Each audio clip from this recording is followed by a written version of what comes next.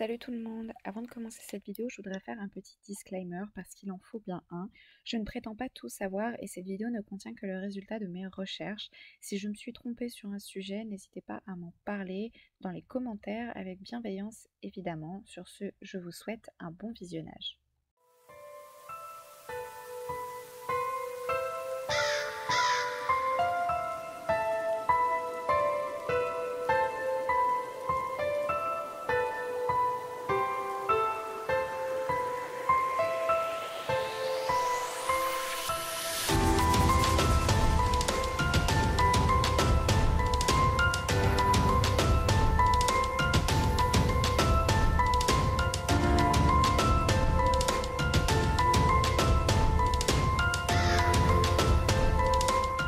Salut tout le monde, j'espère que vous allez bien. On se retrouve aujourd'hui dans ma deuxième vidéo ésotérique et aujourd'hui je voulais vous parler d'un sujet qui me tient à cœur mais qui en plus est très important dans ma vie, plus en détail sur l'ésotérisme. C'est donc la Wicca. Alors je ne sais pas si vous connaissez déjà la Wicca ou si vous ne connaissez pas du tout. Vidéo voilà pour vous en parler un petit peu plus parce que c'est une religion déjà et c'est une religion qui malheureusement est trop méconnue ou alors qui quand elle est connue elle est bourrée de préjugés. Et aujourd'hui je voulais simplement en fait vous en parler pour peut-être soit vous apprendre quelque chose, soit tout simplement enlever tous ces préjugés que vous pouviez avoir dans la tête. Donc c'est parti. Il faut savoir que cette vidéo elle va être découpée en deux. Vous allez avoir dans un premier temps celle-ci où je vais vous parler de l'histoire de la sorcellerie, de l'histoire de la Wicca ainsi que des différents mouvements de la Wicca. Et dans la deuxième vidéo qui sortira la semaine prochaine, je vous parlerai des principes de la Wicca, ce en quoi on croit précisément, différents outils que l'on va utiliser, pardon, décidément j'arrive pas à parler dans cette vidéo, ainsi que les différentes célébrations qu'on va avoir. Et donc pour faire ces vidéos, je me suis basée sur plusieurs sources. L'une d'elles a été notamment la page Wikipédia de la Wicca. C'est pas une source fiable et c'est pour ça que je suis basée sur d'autres sites, mais également des bouquins, puisque comme vous pouvez le voir, j'ai déjà énormément de bouquins. Et là, je voulais me baser donc sur des bouquins que vous pouvez vous procurer également. Donc dans un premier temps, celui-ci, donc c'est la Wicca de Scott Cunningham, qui est donc aux éditions J'ai lu dans leur collection Aventures secrètes, que vous pouvez très facilement trouver à la Fnac, Gilbert Joseph, etc. Dans un second temps, on va on va utiliser ce livre qui est donc le livre de la Wicca de Lucy Summers, qui est donc aux éditions Contredire, coûte 14 € je crois, et celui-ci coûte 6,70 €. Ensuite, on va utiliser ce livre, la Wicca de Harmony Nice, qui est trouvable sur Amazon uniquement, il me semble, puisqu'il est tout en anglais. Donc je me souviens plus combien je l'ai payé, donc je vous le mettrai de toute façon dans la barre d'infos. Et pour parler de l'histoire de la sorcellerie, on va se baser sur ce livre qui est donc Sorcière de Louis T. Melgar, donc aux éditions Artemis. Voilà, il coûte 15,90 €. Tous les liens seront en barre d'infos, des sites internet mais également des livres si vous souhaitez vous les procurer. Du coup, pour commencer à parler de l'histoire de la sorcellerie, on va faire en fait un petit voyage dans plusieurs parties du monde pour voir comment la sorcellerie était perçue dans ces coins du monde là. Et on va commencer avec l'Égypte antique puisque est remplie et bourrée de croyances en sorcellerie. Et d'ailleurs c'est une pratique qui n'était absolument pas mal vue à l'époque, bien au contraire, puisque l'une des divinités de l'Égypte antique, dans leur mythologie, leur panthéon, il y a donc l'une des déesses les plus vénérées, c'est-à-dire Isis. Isis était donc la sœur et l'épouse d'Osiris, et c'est aussi également une déesse qui est considérée comme une grande magicienne au pouvoir suffisant pour pouvoir ressusciter les morts. Et beaucoup de prêtres égyptiens utilisaient d'ailleurs la magie dans leur quotidien, notamment en créant des amulettes ou alors tout simplement en faisant des invocations. Il y a des amulettes que vous connaissez forcément, j'en ai pris 3 comme exemple. Vous avez donc par exemple ce qu'on appelle la croix de vie ou l'anque. Vous avez également le scarabée qui était une amulette très connue pour, si je ne dis pas de bêtises, la résurrection. Et vous avez également le plus connu, l'œil d'Osiris, qui ressemble à ceci, voilà, qui sont donc 3 amulettes qui étaient fortement utilisées du temps des Égyptiens. Dans l'Antiquité, ce qu'on appelle classique, c'est-à-dire tout ce qui va être grec et romain, vous avez aussi énormément de présence de sorcellerie, notamment chez les Romains, puisqu'ils croyaient en l'intervention en fait surnaturelle dans la vie des hommes, et beaucoup des prêtres romains à l'époque interprétaient les différents phénomènes naturels comme présages en fait des bons ou des mauvais présages. Les Romains croyaient également en la présence de magiciennes, et d'ailleurs la plupart des magiciennes étaient inspirées de deux personnages de l'Antiquité et notamment de la mythologie. Vous avez donc Hécate. Hécate, c'est une déesse qui fait partie de la triade lunaire.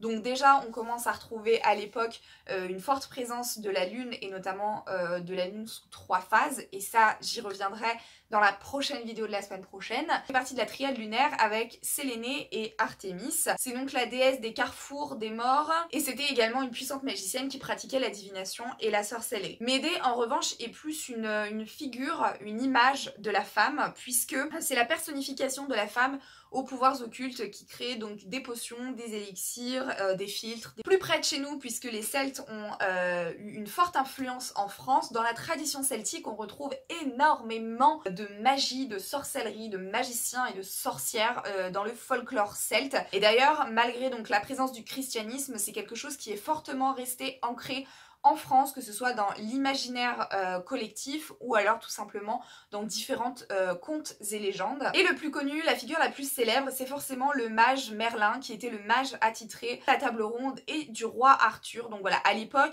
il n'y avait aucun tabou à en parler, et d'ailleurs c'est pas forcément perçu comme une mauvaise chose, puisque le roi Arthur avait même son propre mage attitré pour trouver le Graal. Et d'ailleurs, il y avait également cette forme de la fée Morgane, qui représente plus la sorcière, qui était donc la prêtresse d'Avalon. Ce qui est assez amusant, c'est que dans les religions monothéistes, la sorcellerie est quelque chose comme... elle est montrée comme quelque chose de mauvais, c'est quelque chose qui est mal vu. Et pourtant, dans la Bible, il y a l'utilisation de la sorcellerie, d'un type de sorcellerie.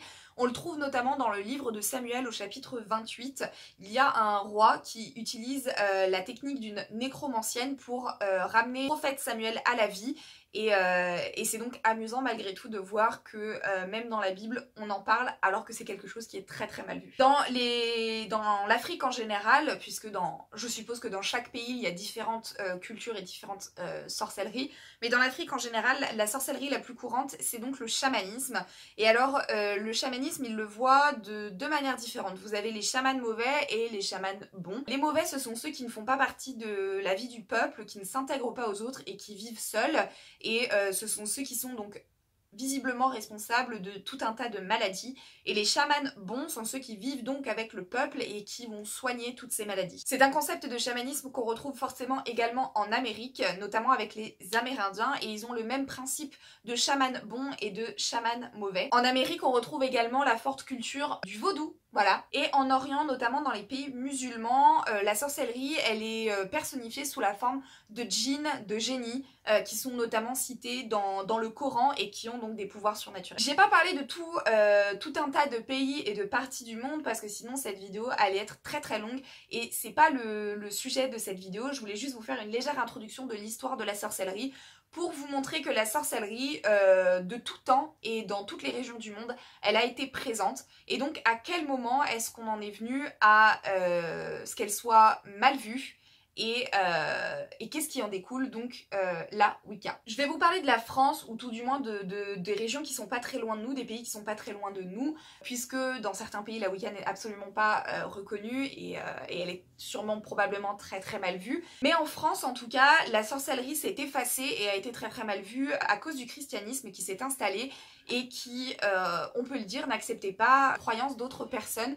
Ils n'acceptaient pas, notamment avec les Celtes, les différences qu'il pouvait y avoir dans leurs croyances. Et donc forcément, toutes ces femmes qui avaient un minimum de sagesse, qui savaient comment guérir par les plantes, etc., étaient donc perçues comme des sorcières, ce qui en a fait forcément un sujet tabou. Et alors, comment on en est venu à la Wicca? À quel moment la Wicca est arrivée dans le monde en disant « Coucou, c'est moi, je suis la religion des sorcières ». Il faut savoir que déjà, il y a deux écoles quand il s'agit de la Wicca. Il y a ceux qui pensent que la Wicca, c'est donc l'ancienne religion, c'est-à-dire une religion qui existait bien avant les religions monothéistes, bien avant la plupart des religions, et beaucoup estiment d'ailleurs que les religions monothéistes se basent sur cette ancienne religion. Et il y a la seconde école qui pense simplement que la Wicca est du néopaganisme, quelque chose qui est arrivé du coup bien plus tard, et qui en revanche s'inspire de différentes traditions et cultures païennes. Une fois que ça s'est fait, on va pouvoir parler véritablement de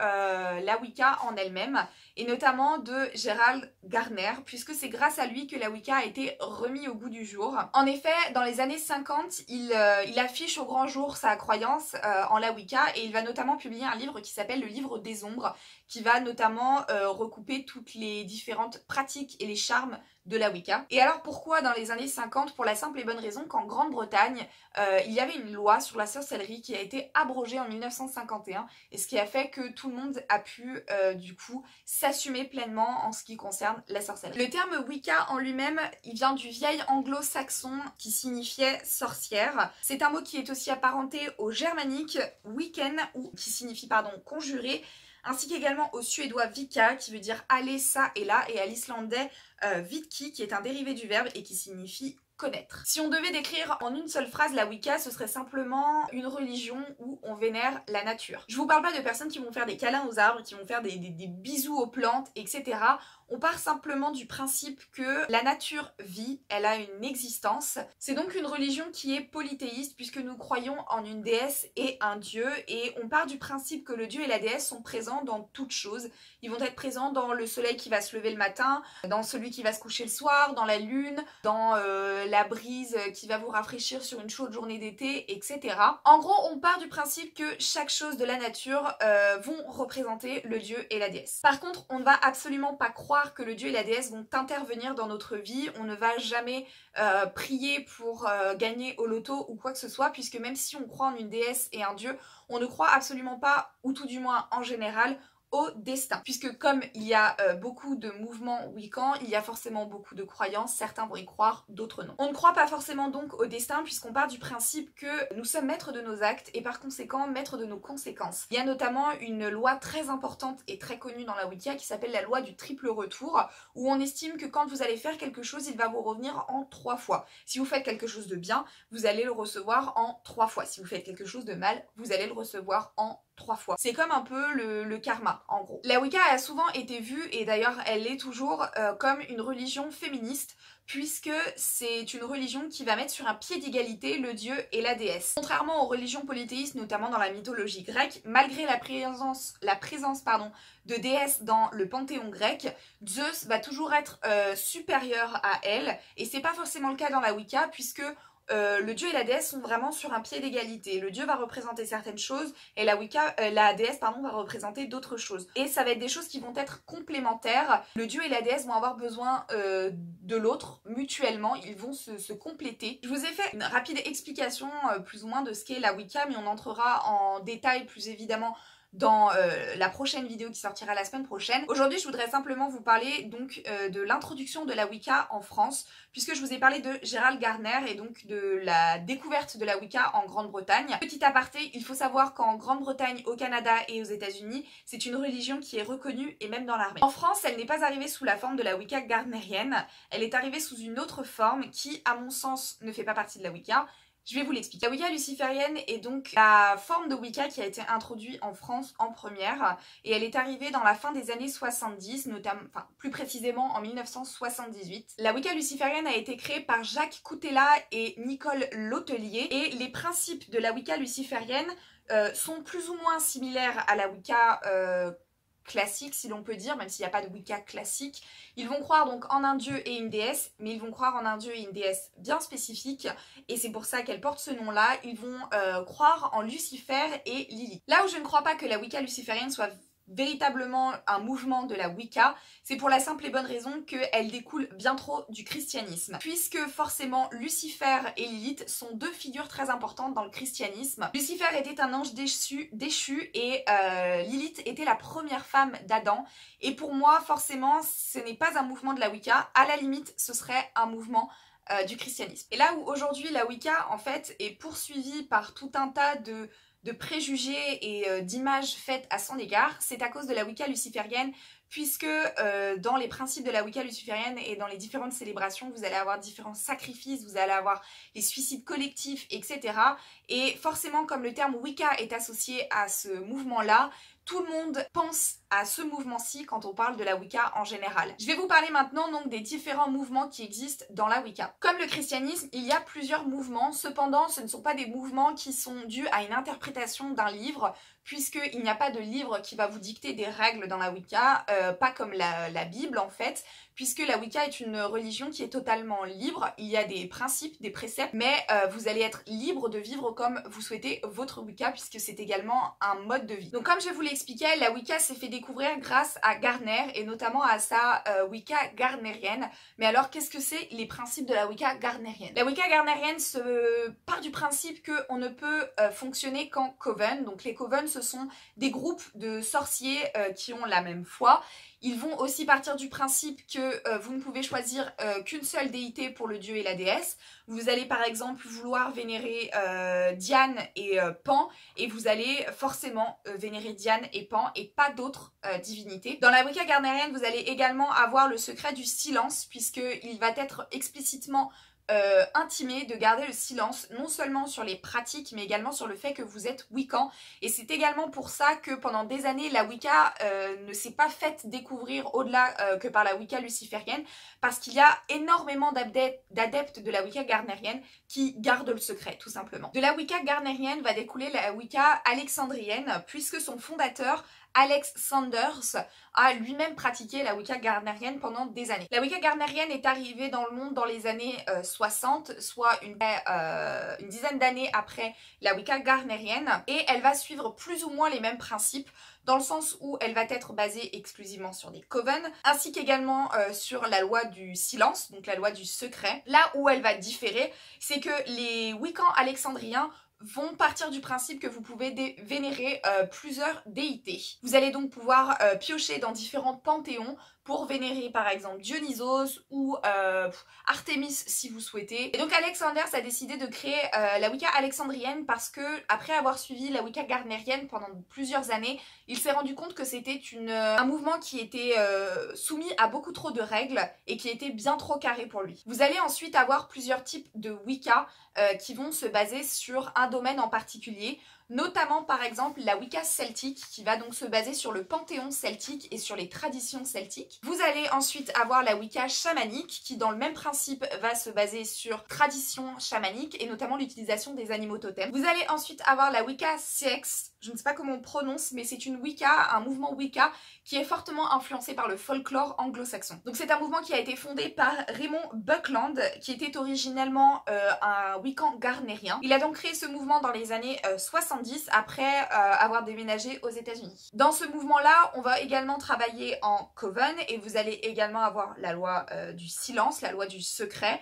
Cependant, les covens vont être des covens démocratiques où vous allez voter pour choisir qui va diriger le coven. Et la petite particularité, c'est que la divination par les runes est fortement utilisée dans ce mouvement. Ensuite, vous avez un mouvement Wicca qui est très particulier et qui, à mon sens, justement, ne fait pas partie de la Wicca. C'est donc la Wicca dianique. La Wicca dianique est ce qu'on appelle un mouvement féministe, puisque, en réalité, contrairement à la Wicca, ils ne vont pas croire en un dieu et une déesse, mais uniquement en les représentations de la déesse. Donc pour ces personnes-là, il ne va exister que la déesse, et notamment elle va être représentée par Diane, d'où le nom Wicca dianique, qui est donc la déesse celte de la chasse. Alors vous avez ensuite ce qu'on appelle la Wicca héréditaire, qui n'est pas forcément un mouvement, c'est simplement entre guillemets un statut. C'est si vous naissez dans une famille qui est Wicca en fait de génération en génération. Vous allez ensuite avoir la Fairy Wicca, qui est donc une Wicca basée sur la tradition des fées, l'utilisation des énergies des fées, etc. Et c'est forcément en fait un mouvement qui découle de la Wicca celtique, puisque tout ce qui va être fée, gnome, elfes, etc. sont des choses que l'on va retrouver dans la Wicca celtique. Dans le même principe, vous allez avoir la Wicca draconique, qui va donc utiliser l'énergie des dragons. Vous allez avoir également la Green Wicca, c'est-à-dire la Wicca verte, également appelée la magie verte. C'est donc une branche qui va se baser presque exclusivement sur l'utilisation des plantes et la nature. Donc ces pratiquants vont donc utiliser des herbes, des fleurs, des arbres, des plantes, notamment pour la cuisine, mais aussi l'herbologie. Ensuite, vous avez les afro-wiccans. Alors, j'aime pas du tout ce terme, mais ce sont donc des personnes qui vont plus comme par exemple la Wicca celtique, qui vont plus se baser sur un panthéon africain, voire afro-caraïbéen. Vous avez ensuite ce qu'on appelle la Wicca éclectique. C'est un mouvement de la Wicca qui est le plus utilisé aujourd'hui, contrairement à la Wicca gardnerienne. Voilà, ça a été dépassé parce que c'est un mouvement qui en réalité ne se place nulle part, c'est-à-dire que vous n'êtes plus ou moins dans aucune case, vous allez piocher un peu par-ci, par-là. Et vous avez également la Wicca solitaire, c'est simplement un pratiquant de la Wicca qui n'est pas dans un coven. Ces mouvements peuvent être pratiqués ensemble ou séparés. Vous pouvez être à la fois un Wiccan solitaire mais celtique, ou alors vous pouvez être un fairy Wiccan et un Wiccan draconique également. Vous pouvez les mixer ensemble ou pas. Écoutez, cette vidéo est désormais terminée. J'espère que ça vous a plu et que ça vous a ouvert l'esprit et que ça vous a un peu éclairé sur certaines choses. Forcément, tout n'est pas complet dans cette vidéo puisque la suite arrivera la semaine prochaine. Cette vidéo a été un peu longue, je m'en excuse, mais il y avait beaucoup de choses à dire. J'espère malgré tout que ça vous a plu, que j'ai été plus ou moins claire. Et sur ce, je vous souhaite un bon dimanche et je vous dis à la semaine prochaine.